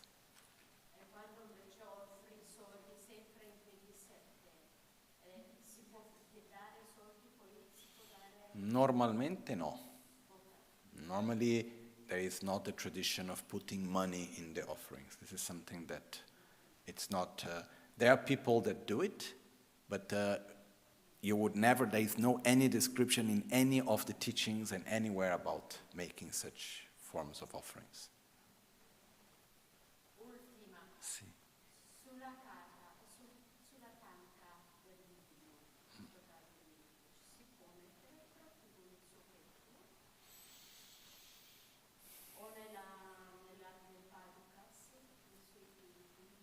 Si può, stando attenti a non rovinare il dipinto. Ok? Però si può, sì. Okay. And here is this, there is one beautiful part of making the offerings, which is there is space for creativity. Okay? There is a space for us to offer what is the best for us. Okay? So, for example, if we look, Tibetans, they offer the tsok, like the torma, this sort of cakes made of toasted barley. But this was not something that it used to be offered in India before. It's because what is the main food of Tibetans? Barley, toasted barley, so tsampa, so that's what they would offer, you know. And here we can offer something different. We can make a beautiful cake, or we can offer anything, which for us is the best. Just being careful not to generate that idea that I'm offering actually to myself, but momentarily I put it there, okay? But in this way, we display all the offerings nicely, and after that is the moment in which we sit to do our practice, okay? So normally before sitting, we do 3 prostrations. Normally when we do, first we will place the offerings nicely, and then we place an incense, part of the offerings. And then before sitting, we do 3 prostrations, and then we sit to do our practice. Later, I will explain well how to do the prostrations, okay? I'm not going to, when we will be the moment of the 7 limb prayers, I will show practically exactly how we do the prostrations and so on. So, once we have finished that, if you do the practice, you do 3 prostrations, you sit to do the practice. If, you know, it's in the beginning of the day, you have no time in your mind and your daily schedule to sit down and do a practice really well, you can even just make the offerings, then do 3 prostrations, and then you make a short prayer, and then you go. This is also possible, okay? Actually, it's very nice that we can connect in the morning and in the evening. When we start the day and when we conclude the day. And when we take the water offerings out, as I said, it's a moment for us to review our day, to go through it, to give some time also to digest what have happened and the whole day that we went through. Okay, so it's a moment to rejoice of the good things and to redirect the negative habits or negative actions that we have done. Okay, now, I would take advantage of time and start the 3rd Dharma of preparation, because the 3rd Dharma of preparation is very long. We need a few days for it. Yes? Yes, during traveling, we can have our own set for traveling. Like one of my gurus, he have one. Basically, what he has for travel is small offering bowls and one piece of cloth that he opens in the shape of the bowls, where to put on top the bowls. And then he has one small frame with a picture of all his gurus. I helped to make for him when I was in India in the photo shop, like I think more than 30 gurus' images all inside. So it has the picture of all the gurus, and then he placed this wherever he goes, he always take it with him. And then he just places it in the hotel, wherever he is, and he places it there, and then he have the water offering bowls in front. Okay? So we can have one small image, portable image, and then, or even if we just visualize, we can still make the water offerings even without having a sacred image in front. Okay? Okay, and we can make offerings anywhere, as long as we make the offerings in front of what it can be, a physical image or visualized that we make also, okay? So then, okay, with this we conclude briefly the part of displaying the offerings, and then we enter the next part, which is the 3rd Dharma of preparation, which is, for me, the 3rd and the 4th are the longest one. And the 3rd is, for me, maybe the most important, we could say even. And the 3rd Dharma of preparation is to prepare the body and to prepare the mind. Okay? In the part of preparing the body, what we do is that first we need to prepare the seat. So just going through the third Dharma of preparation, we prepare the seat, then we sit in the correct position, then we prepare our mind with breathing meditation, then we generate the correct motivation by taking refuge and by generating love and compassion, the mind of bodhicitta. Okay? This is what we have inside the third Dharma of preparation. So, when sitting in the correct position, first we will prepare the sit. In the sit that we prepare, ideally, if we have an idea of making somehow our meditation practice something constant in our life, it's important to make a small investment into a nice cushion. Okay? So you go to look for a place where for you is comfortable, try to find maybe one bigger cushion and then a smaller cushion to make so that your back is a little bit higher than your knees. But having this is also something which is quite nice to go through this process, to preparing the place where we do our practice. Under the place where we sit, normally the place where we sit, it shouldn't be too high and it doesn't also need to be too low. Like a good height is more or less the height of our forearm. Okay? This is normally the height which is given of the place where we sit. But it can be a little bit higher and a little bit lower. We don't need to make too much of a problem regarding that. But if we have a possibility in our house and to have a space for our practice of meditation, we make one sit which is dedicated only for that. So we can buy it or we can make it there, but we have one place which is dedicated for our meditation practice. If that's not possible, then we should have at least one cushion or one piece of cloth that we use only for meditation. So that when it's the moment of our practice, we place it. Then when it's not, we take it out. Okay. So if we have a fixed place for the practice, below the sit, we make a symbol of stability, which can be done or the double vajra, okay, or we draw a clockwise swastika, okay. The swastika is a symbol that it's extremely old, both in the East and in the West. And in the Western world, in Buddhism, and before that in Hinduism, it's a very, very old symbol. And in the Buddhist tradition, one of the meanings of the swastika is stability. Okay? I don't know if it's here, in this case, you are not in this drawing that is in front of the throne, just here. In the center, there is a double vajra. And in the four corners, are there swastikas or not? Okay. That's why not? Because in recent years, when Buddhism started to arrive in the West, people start questioning, do Buddhists have anything to do with the Nazi? Oh, because you put swastikas? So slowly, because of this uncomfortable feeling, in a way, they start taking away the swastikas, which I think is a mistake. In a way, because it's not because someone used in an inappropriate way a symbol and somehow identify oneself with that symbol, that symbol means that, okay? So in a very ancient way, it's a symbol that has been used in Buddhism for a long time and in other traditions also. In the tradition, in the Hindu tradition, in Burn tradition, in many traditions, it's a symbol that has been commonly used, okay? So the most easy symbol to put is to draw the swastika under our sit.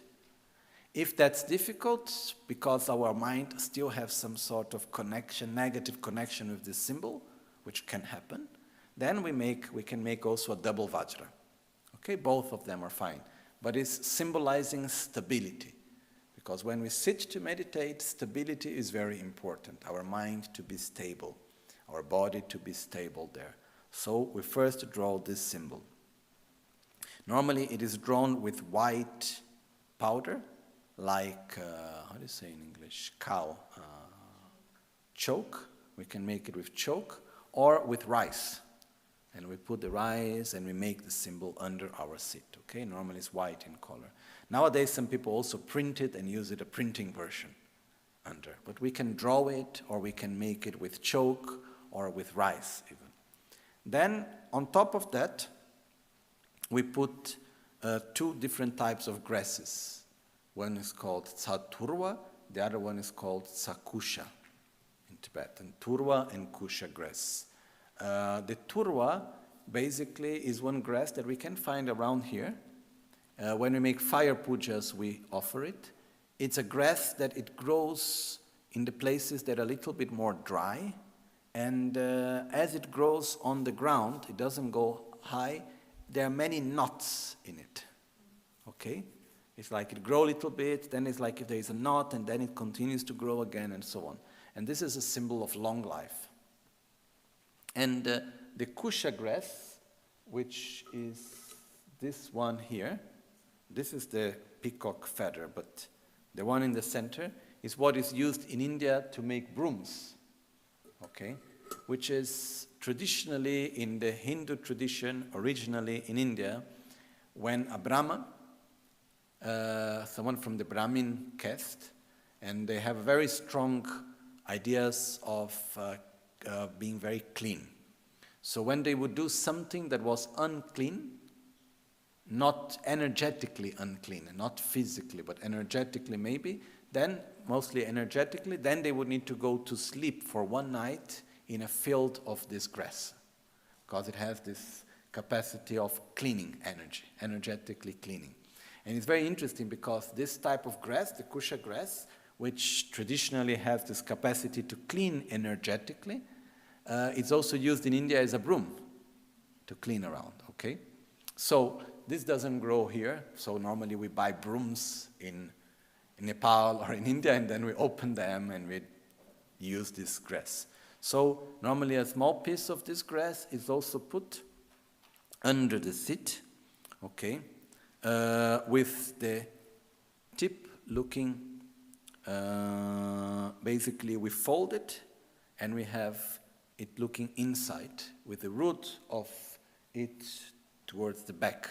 So if you take one part of this grass and you will fold it back, you will have the tip looking towards the center and the root towards the back, okay? So this we will place it under. And the reason for this also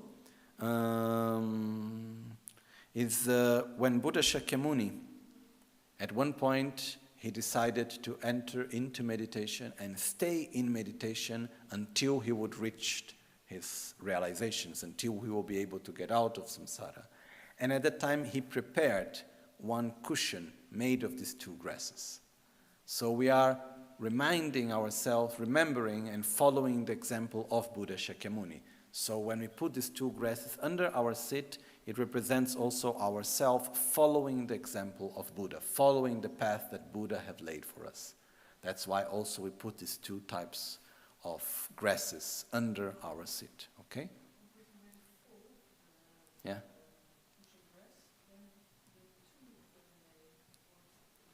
They point in the same direction, but you don't need to fold exactly half. You fold in a way that the tip goes towards the center and the root goes towards the back. It's like 1/3 folding, maybe. Okay? And then regarding this, whenever, for example, we do retreats and then we prepare the seat in this way, it's very nice for everyone that is doing that to look and to learn by watching, which is also very important, okay?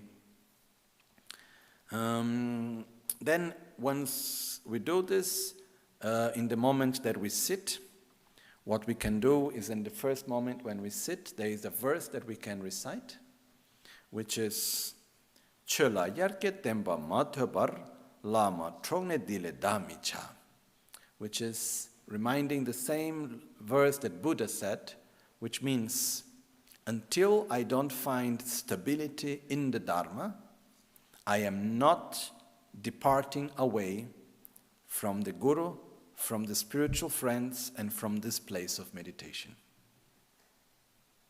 Okay, so I'm not letting go my guru, the spiritual friends, and the place of meditation. I'm not letting it go. I'm staying with it. So this is normally what we do. But before that, when we finish to prepare the seat, then on top of it we put the cushion. And then we have one main cushion, and then there is the other cushion in which we use just to have our back slightly high. And this is very important because one of the most important parts of the posture of meditation is having our back straight. Okay? So in having our back straight, if we have the knees higher and our back lower, it's very difficult to keep the back straight. Like if you sit in a sofa, it's quite difficult to meditate. So you need to sit in a place that is not too soft, not too hard, that the back is a little bit higher, not too high. For me, the cushion behind should have more or less 10, 12 centimeters high. Not more than that, even a little bit less. Okay? But then depends also on each person. Some persons, because of the knee, it's better to have a higher cushion, and this you need to adapt to yourself. You need to try, okay? And with this, we finish to prepare the seat, okay? Normally behind, it can have a little bit, a place to rest the back, but when we meditate, we are never resting the back. You never sit back whilst we meditate, so it's not really that important. We don't need to put cushions behind and so on.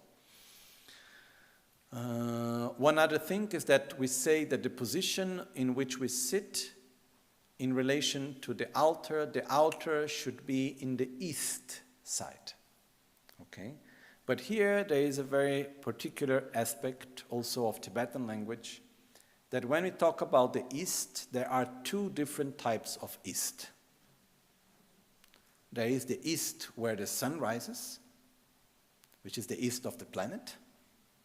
And then there is our own east. Our own east means in front of us. No? Like a few times happened that I was in Tibet, in Tashilhunpo, and I said, I need to go to this place. And you ask directions to someone, and someone say, okay, go east and then turn south. And then I start looking, where is the sun? But it had nothing to do with the sun. It means go straight. And then once you are going straight, and then after you need to turn right. Okay? So it has nothing to do, it's just your own personal directions. Okay? If we have east, south, west, north. Okay? But this is our own direction. We are the center, and this is our direction. So when we say the altar should be at the east, it means the altar should be in our front. We are not meditating and having the altar in our back or having the altar in our right or left side. We should sit looking towards the altar. Okay? So this is when we talk about to sit looking towards the east. This is one important aspect of it. Otherwise, sometimes I see people in their houses putting the altar in the most uncomfortable place because it must be looking eastern. Okay, it's our own east. This is important. So once we have placed this place, one important thing also is as we prepare the place for meditation, we should avoid distractions. And nowadays, one of the main forms of distraction is this stupid object here. Okay, the telephone. So you should not only put it in, ideally keep it out of the room and turn it off. Otherwise, there you are in meditation, and you even put it in silent mode, and suddenly you start listening, zzz, zzz, and then the mind goes there. So turn completely off, keep it out of the room. Okay, try to keep that during this time that I will do the practice, I will be present in this moment, take away distractions. Okay? And if you have the place where you do the meditation, there is a very important thing. When we sit in that place, we have a clear intention. We will only use that place for spiritual practice. We need to treat the place of meditation with respect. Which means I am not going to be sitting there and talking to the phone to someone else, or reading the news, or doing any other thing which is not part of the spiritual practice. I can sit there to read Dharma teachings, to reflect upon them, to meditate, to do the practices and so on, but not for other reasons. The same thing if we have a room. For example, here the Gompa is our holy place, so we don't use it for other types of use. We use it mainly for the spiritual practice, okay? Because this helps us to keep the right dynamic, the right way of relating to the practice. It helps a lot. Even for yesterday, in the late afternoon, I was working on the project of our retreat houses to make here. And then the architects changed the original plan in order to make a better use of the space, which in a way was right. But in the center of the house, there is the retreat room, the place for the practice. The whole house is very small. So in order to make a better use, they took away the corridor and they made 2 doors on the retreat, on the room, on the small Gompa there. And I said, no, this doesn't work. Because if I start going, even if I am alone and I am in retreat, but I start going into the meditation room to pass from one place to the other, when I go to the bathroom or when I go to eat something, it changes the dynamic with the space. If I only enter there for the practice, the energy changes. We build up a particular energy. The relationship with the space changes. So we need to keep it sacred. Okay? So if we have a room, wonderful. If we don't have a room, also wonderful. We can have a seat, we can have a cushion, but it's our holy place. We make it special. And we respect it. Okay? Then, once we do this, then there is the next part, which is sitting in the right position. Okay? And we will make it briefly now, and then tomorrow we will go back to it again. Okay? So when sitting in the right position, basically it's quite simple because many of us are already used to it, and it's quite a simple position. And it's called Namnang Chodun. It's the 7 postures or the 7 dharmas of Vairochana. Buddha Vairochana is the personification of form, of matter in the pure state, of the aggregate of form. So it's representing the body in the pure state, Buddha Vairochana. That's why are the postures of Vairochana. Okay? And it's said to be 7 or 8. It's 7 plus 1, to be more precise in a way. Okay? So first we go through the 7. Let me see if I just find quickly. Here we are. There is a verse which I will read just for auspiciousness also, which is a verse that is normally used to describe the 7 postures of Buddha of Vairochana, which was taught by Gyawa Ensapa. Gyawa Ensapa is a very important master of our lineage. Let me see where we have a representation of Gyawa Ensapa. Up there, where there is Atisha, the green so-called a sort of window with Amoghasiddhi and Samayatara. On top, the first one to the right side. Okay? Can you see a representation with a yellow head and a little black thing in the front of the forehead? Okay? That's Gyawa Ensapa being represented there. So, Gyawa Ensapa was a master that it is explained that he was able to reach enlightenment in one lifetime. And many of the aspects of the teachings that we follow nowadays came from him. Okay? So that's why when we call Ensa Nyingpo, maybe someone have heard this name, we have the whispered lineage of Ensapa, or Ganden Ensa Nyingpo, the whispered lineage of Ganden, but there is this Ensa inside. Ensa means from Ensapa, which is this master. So many of the things that we do, even like inside the practice of self-healing, the animals that we use to eliminate the defilements come from the teachings of Gyawa Ensapa. It's a very important master in our lineage. So there is one verse that he said about the posture in which he says, Kampa Lakpa Keba Sum sochu chenam dompe shi, gomik chakpa udan shi, nambra nanze choge yins. So it says, leg, hands, back make tree. Mouth basically says tooth,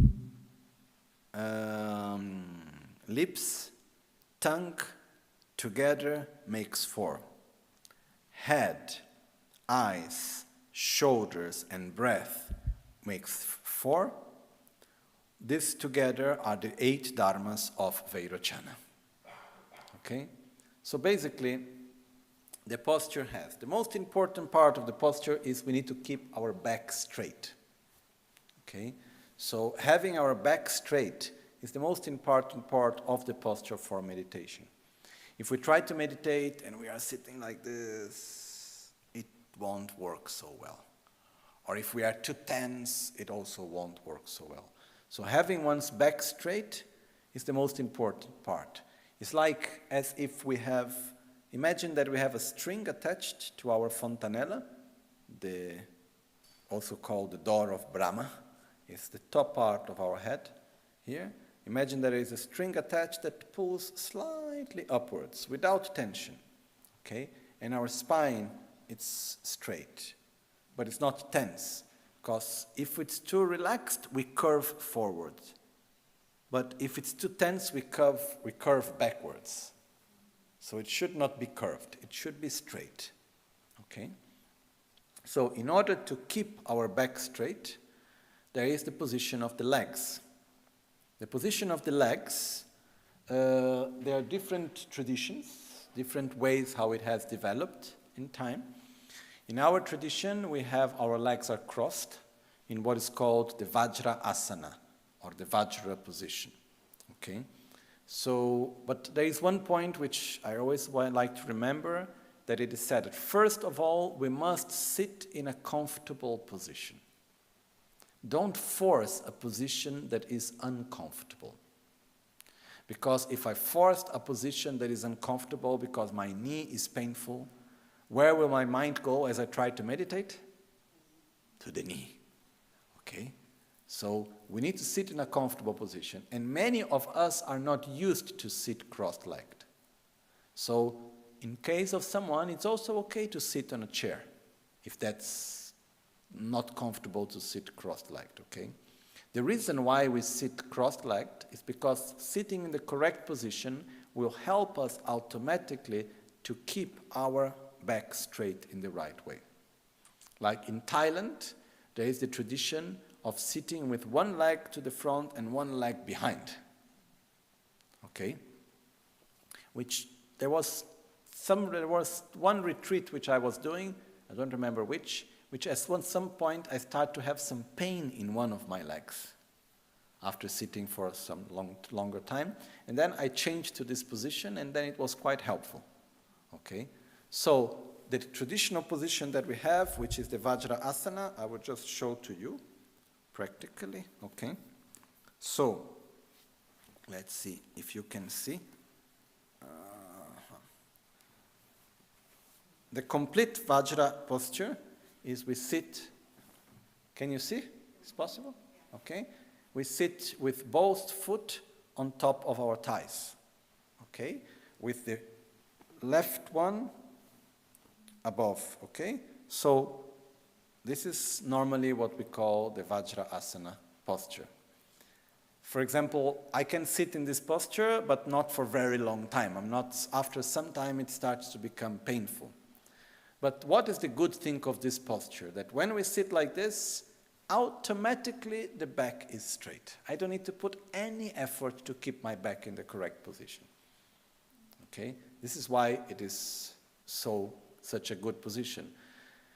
To be very precise, it says that the distance between the two knees should be the distance between our fingers and our elbow. Okay? And okay, so this is basically when we call the Vajra Asana posture. Then there is one extra description which I read once. in one teaching by one master, which says the position of the legs, it depends on each person. If from our defilements we have stronger aversion or stronger attachment, according to it, we can put the legs in a different position. Okay? So basically, if we have more attachment, we will put the right on top of the left. Okay? And if we have more aversion, we put on the other way. My advice is do what is more comfortable. Okay? Which for me personally, it's always been the first the right and then the left. That's the most common way also. Okay? So we sit in this posture, and this is the most correct way also, because then when you place the hands on top of the foot, it goes automatically at the correct height. This is the complete Vajra posture, okay, for the legs. But again, it needs to be comfortable. So if this posture is not comfortable, then we can do the half Vajra posture, which is when we put one foot down, okay, and the other one up. This is the one that mostly I sit, because when we need to sit for a longer period, it's more comfortable for me. So we sit in this way, one will be up and the other one will go down. And then if this is uncomfortable, we can put both down. Okay? And this is just, how to say, like the basic part of how the position of the legs.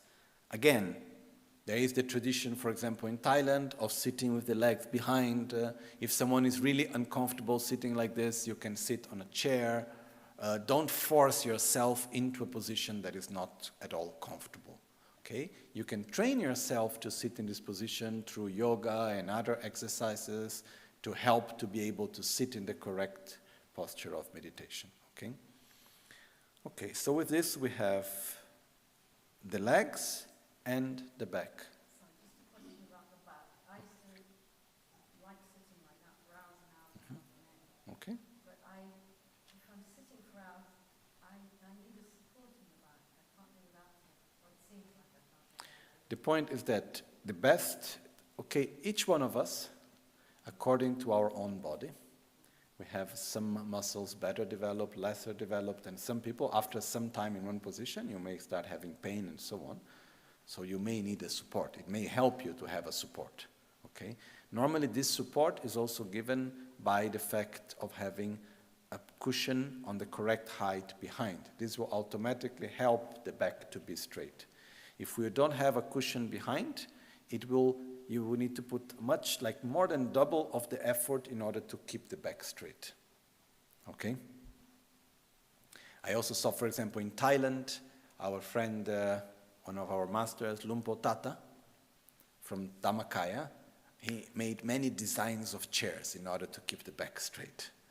So, for example, he have a chair where in the center of the chair there is a round cushion, more or less like this size, round, that goes in the center of the chair, so when you sit, your back touches it and it remains straight. And he did many designs in order to try to help for that. But we can find different ways, okay? So now briefly, we have 1 legs, 2 back, okay? 3 arms. So our arms, we should place our hands in what is called the posture of meditative concentration, or samadhi, Nyamshak Ichagya in Tibetan, which we place the right hand on top of the left hand, with the 2 thumbs touching together. Where the thumbs touch is exactly at the center of our body, at the height of our navel. Like here is my navel, okay? I am touching my navel now. So this is the correct height when we put the 2 fingers together and they are the height of the navel. There is a very important part in all of this, which is that our shoulders and arms should be relaxed. So if we try to keep at the right of the navel and then we create a lot of tension in the arms and in the neck and the shoulders, that's wrong. Okay? So one simple advice is that according to the position in which we sit, in order to have the hands in the right height, we can put a piece of cloth like a pashmina or anything that we have, like one shawl, we put this cloth on the place, and then on top of it, we place our hands. Okay? The arms should not be touching the body and should not be forward either. We create the shape of a triangle on each side. Okay? And it's, Is there a reason why the right hand is for the left and not for the right? this is the common way of explaining, is that the right hand is on top of the left hand. Okay, this is the common way of doing, mostly. Then here again, the same master that was describing of the foot was also describing of the hand, that we can also do the other way around. But I have always seen in this way, the right hand on top of the left. Then, for example, in the Thai tradition, the two thumbs are not touching each other. Okay? In the Thai tradition, the one hand is on top of the other with the thumbs relaxed, not touching each other. One of the reasons for touching the thumb in the Tibetan tradition is because from the thumb there is one like a meridian, a subtle energy channel, which generates heat. So by touching it at the height of the navel, it's supposed to help us to generate heat. And if this is the case, there is a logic that you do it in Tibet and you don't do it in Thailand. Okay? Because in Thailand it's so hot, you don't need to generate inner heat. But the reason why we generate the inner heat in Vajrayana meditation is in order to generate an inner state of bliss. It's not because of feeling cold. So there is a particular interdependence of putting the two thumbs together. Okay? Then on the sides, we leave it like creating the shape of a triangle on each one of the sides, also that air can pass, which is also good. And we have actually the whole body, it's also making a triangle as we keep the hands in this shape. Triangle symbolizes concentration, it's a symbol of concentration. Okay? So the hands are placed in the center of our body with the right hand on top of the left hand, with the thumbs touching each other. The arms are relaxed, okay, not tense. This brings us to the next part, which is the shoulders. The shoulders shouldn't be tense to the front or shouldn't be tense to the back. They should be relaxed in a natural position. And you may see that, for example, when doing self-healing, sometimes you make a mudra and you think that you are relaxed, but actually not. Okay?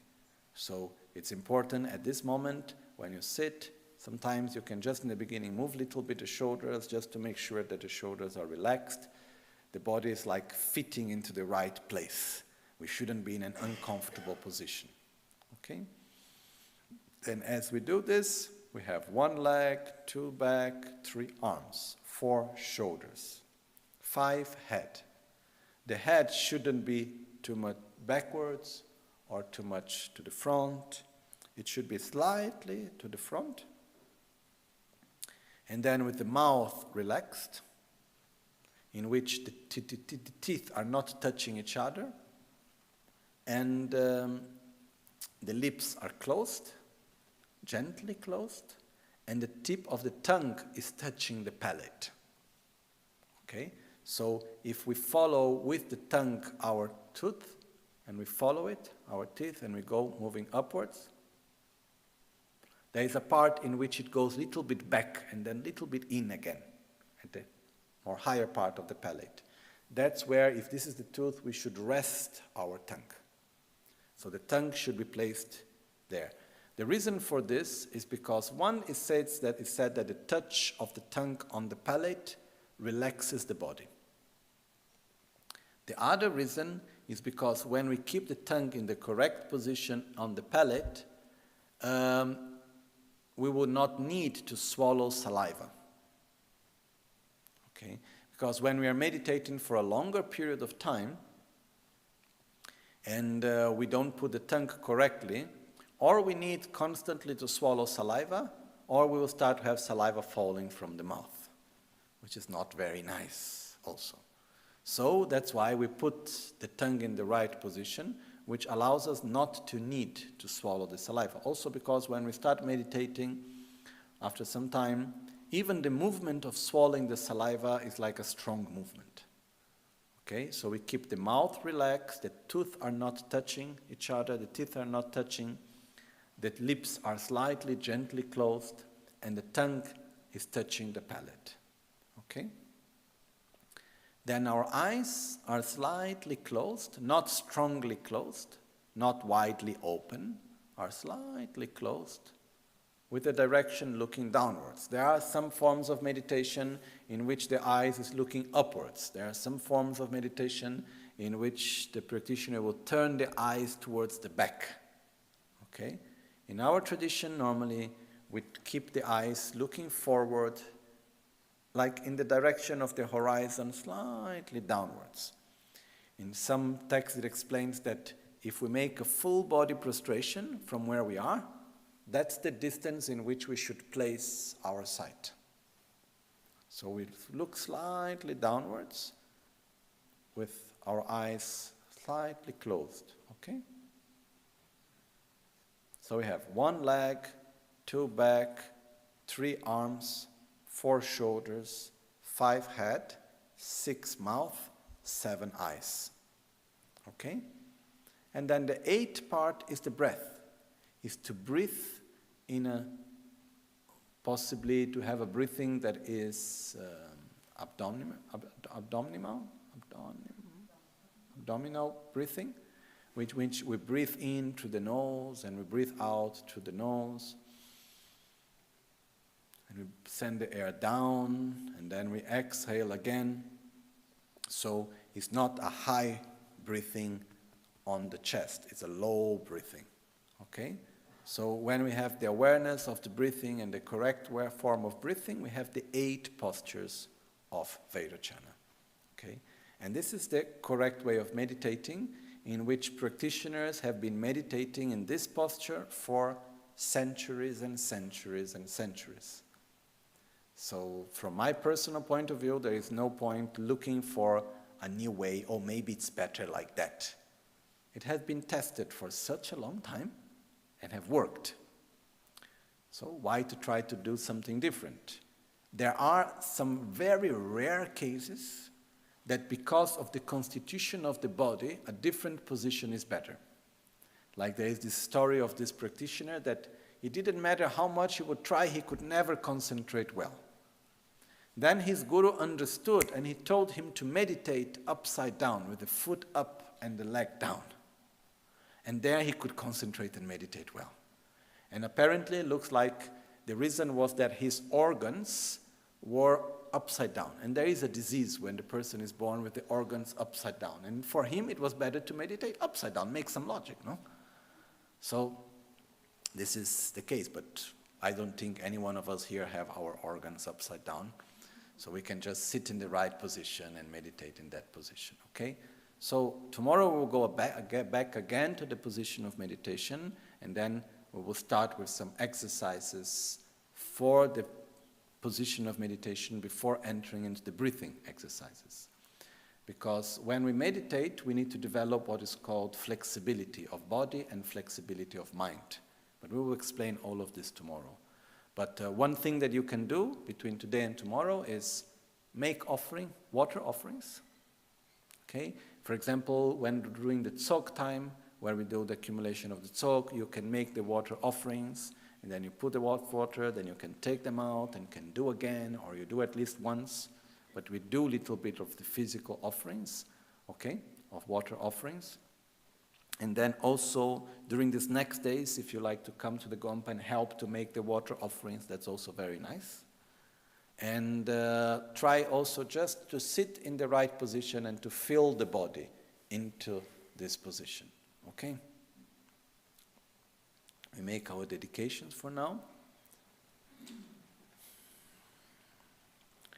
Jetsu lame kutse rapten chi namkara trinle chokchur gepada losan tempe drume sasumgi drove munsela taktu ne gyur chi kewa kuntu yanda lama dang dralme cheki pela longche ching sadan lamge yende rabzo ne dorje change kopan yor tob Sho nimo dele tsendele nime kuyan delek shin Nyinsen takto delek pe kuncho sumki chingi lop kuncho sumki ngodrubo tsol kuncho sumki trashi